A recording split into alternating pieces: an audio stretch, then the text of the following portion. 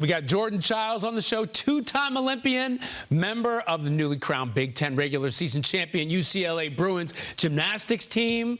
How about that? How's it feel? It feels good. Honestly, I'm so proud of my team, and we aren't finished. We have more to give, so I'm excited to see what the rest of the season has in store. Oh, you know what? I forgot your newest title. What am I talking about? New York Times bestseller. How about that? Your book, I'm That Girl, right here. Tell us about where the title came from. I'm That Girl really came from an affirmation I was telling myself all of 2024. It came from one of Beyonce's songs, actually, after the Renaissance tour. I was like, you know what? This song really resonates with me, and I just used it all through, 2024, and kind of just wanted to give the perspective of understanding that no matter where you are in life, no matter your trauma or your ups and downs, the worst parts, the happy parts, that you're always going to be able to be that person, whether you're a man or a female. So it's really cool just to be able to finally, accept the fact that I've gone through a lot, but I know that I can conquer so many more things. Yeah, you mentioned you've gone through a lot. You mentioned in the book some of the things you've gone through, some of the racism you dealt with in gymnastics. Can you talk a little bit about that? Yeah, as a little girl, there were a lot of women of color in my sport, and it was something that, I thought was normal. I didn't think of anything until I got older. I had a lot of racist comments that my mom actually hid me from. She was over my social media, and it was something that, people really just didn't like me or how I looked, or I didn't fit what was right for my sport. And it was very hard to hear that as you were getting older, and I was just, trying to put everything aside and understand that that negativity was only going to make me stronger and feel me more just to prove everything wrong. You talked about an experience that was harrowing, that a coach shaved off your braids when you were 12? Yeah, she cut my braids off without my permission, and it was something that, I didn't understand at first until my mom had to explain to me when I got back home from that trip. And it was very devastating to hear and understand that, it takes me back to that wrestler who, it doesn't fit what they're trying to put out and to see or to, pursue to everybody else. So it definitely was something that was heartbreaking. Yeah. Now hearing it, I don't want that to ever happen to anybody. Definitely use your voice, definitely know and stand your ground, because that is that's our crown for us. And so it's like taking a piece of our heart out. So why did you decide to write the book now? I felt like there were so many things throughout my life that were very cool and very fun, but also very devastating. And I wanted people to know that this is my story. I've seen through social media that people are like, this is how Jordan's story's gone, and all these things.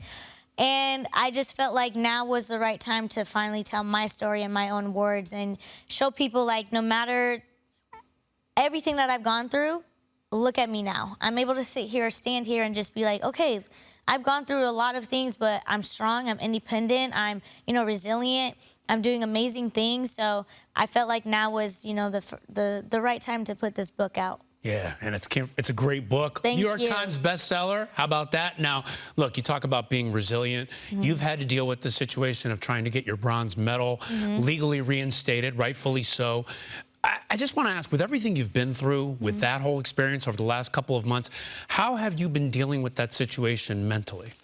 I can tell you that 6 months ago, well, 7 months now, that I was not okay when it first happened. It was definitely one of the biggest things in my life that I didn't understand that could be so small.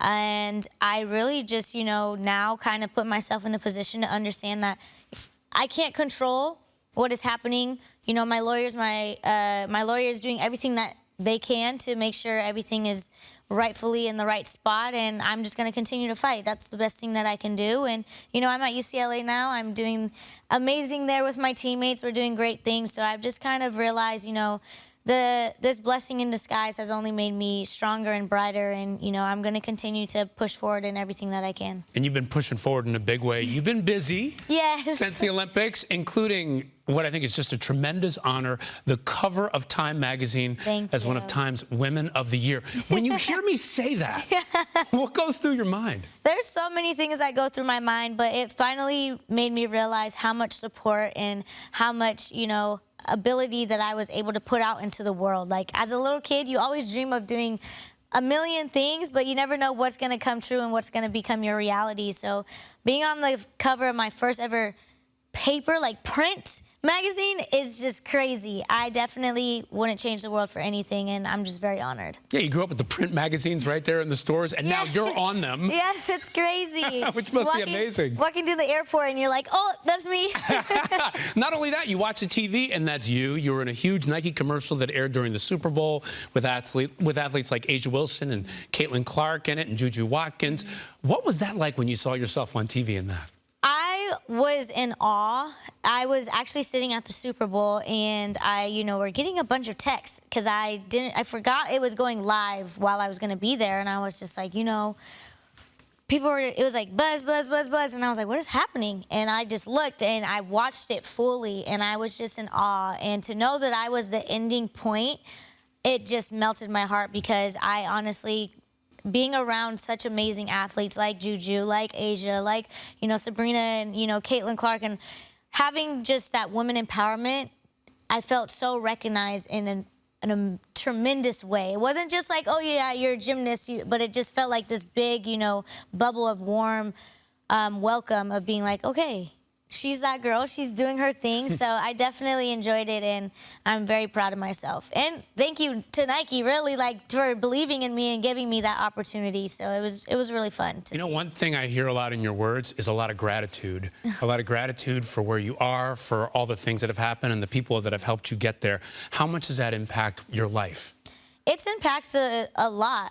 I, as a little kid, was known as the underdog, and so knowing that I would use that underdogness of who I am and try to, put myself in spaces that I felt like I would be welcomed, just made it even better for me. My dad always told me, shine brighter than all the stars in the sky, right? Don't let anybody dim your light. Don't let anybody kind of, take that away from you, because you are Jordan Chiles. You are, you don't have to be the next Gabby Douglas or Simone Biles or, Allie Raisman. Be the next Jordan Chiles and see where that takes you. So it's really cool to be in that position, and being able to finally, feel accomplished. Yeah. Yes, I know I have more to give, but I definitely feel like I've accomplished a lot, and I honestly wouldn't be here if it wasn't for all my family and supporters. Wow. You talk about accomplishments. I want to switch gears a little bit to talk about college.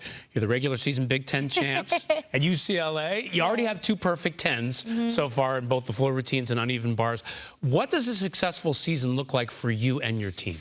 A successful season, I would tell you right now, we have not truly given our all on all events. We are a very strong competitor, especially going into NCAAs, and each and every individual on that team has something, whether it's their talent, their leadership, their legacy, their role model of being on the team. So we right now I think we're ramping up. We're getting there, and I'm really excited to see where the rest of the season has in store with us. We do go against Utah this weekend, so we're really excited about that, and we're just gonna hope for the best. Right now, I can tell you we're a good solid 80%. 80%. 80%. I feel like that 20% is going to hit when NCAAs comes. That 20% is championship level. All right, so how does it feel competing in the Olympics versus on the college level at UCLA?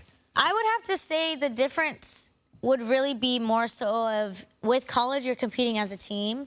And yes, I was with the team leading up to Paris and all that, because I went to World Champion Center, Simone Biles' gym, and we had a team like that, but it was still individual work as being a part of Team USA. But with college, it's all about team, all about the atmosphere, all about enjoying. You're a student athlete.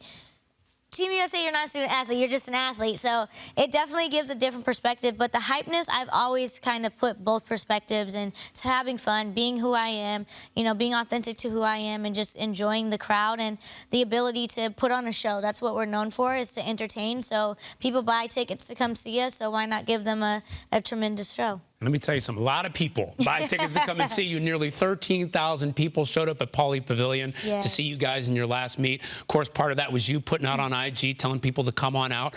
What does that show you about women's gymnastics right now and how people are supporting it? I think, it's like with any women's sports that's out there, whether it's gymnastics, whether it's golf, tennis, WNBA, it's something that, I always say, if a man can do it, a woman can do it too. And if we're able to, have this amazing show and put something on for you guys, so you guys can feel entertained, why not come out and watch us? And I think putting gymnastics on that board in college is definitely a huge thing. And, you know, a lot of people don't see us as like an LSU or an OU or a Florida, and I just wanted to be able to show them we are like them. We are a tremendous team. We are that championship team, and I want to be able to continue to show that throughout the years that I'm there. All right. Now, one thing that's really interesting about you is you sort of set the culture for gymnastics. There's not a lot of athletes that can say that they change the culture, but you do that in so many ways. It's your swag. It's just the way you carry yourself. And just hold up for a second. Can we just I just take a look at your nails, that blue, what do we have there? So we have like flowers on my fingers, and then we have like these waves.